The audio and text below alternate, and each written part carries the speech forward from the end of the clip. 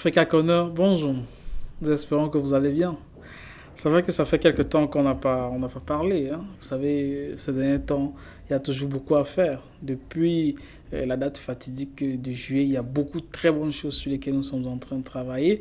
Et nous pensons que cela va contribuer à l'épanouissement économique et même psychologique de notre continent.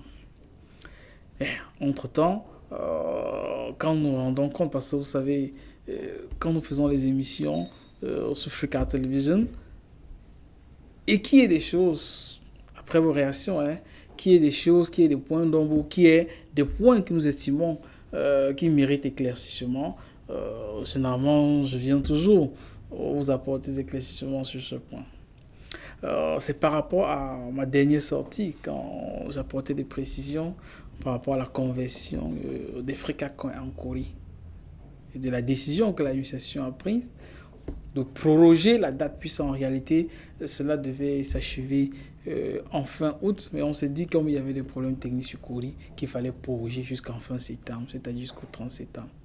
Mais dans la compréhension de beaucoup, il y a comme une certaine erreur qui s'est glissée dans l'esprit. Et on s'est dit que c'était bien que j'apporte des précisions là-dessus. En fait, pour la conversion des Frikakois en Corée, c'est la conversion des Frikakois en Corée dont la date butoir est le 30 septembre.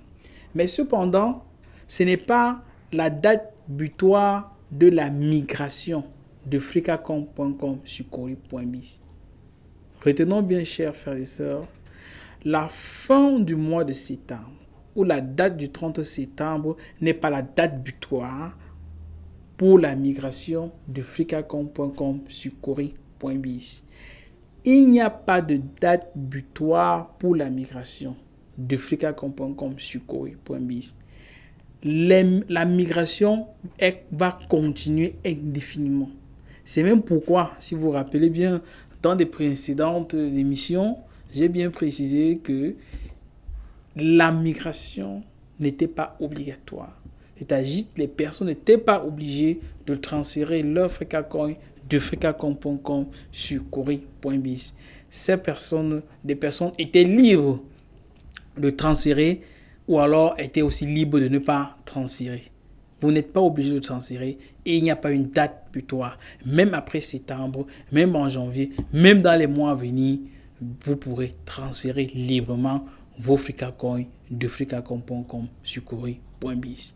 La seule chose qui a une date butoir, c'est la conversion des frikacoins en Corée. Pourquoi? Parce que les gens qui convertissent, généralement, des gens qui veulent faire des transactions sur Corée, qui veulent faire des transactions avec des Corées. Si vous ne voulez pas faire des transactions, ce n'est pas nécessaire, ce n'est pas obligé de convertir. Donc, ce sont des précisions que je voulais apporter. De retenir tout simplement que même après le 30 septembre, les personnes qui seront encore sur frikacom.com et qui veulent bien faire leur migration sur Corée pourraient bien le faire.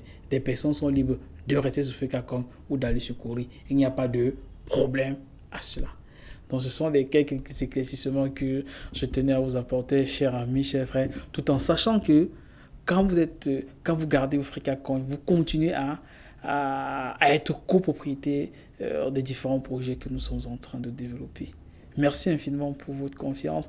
Merci pour la patience dont vous faites preuve et pour la compréhension dont vous faites preuve à notre égard face aux difficultés que nous traversons, face aux difficultés que nous rencontrons. Vous savez très bien que le monde est en train de bouger. Et l'Afrique aussi. Et cela, pour que l'Afrique puisse vraiment ne pas rater ce train de la technologie blockchain, c'est vous, c'est votre responsabilité, c'est votre décision. frikacom.com, corée.biz. Merci.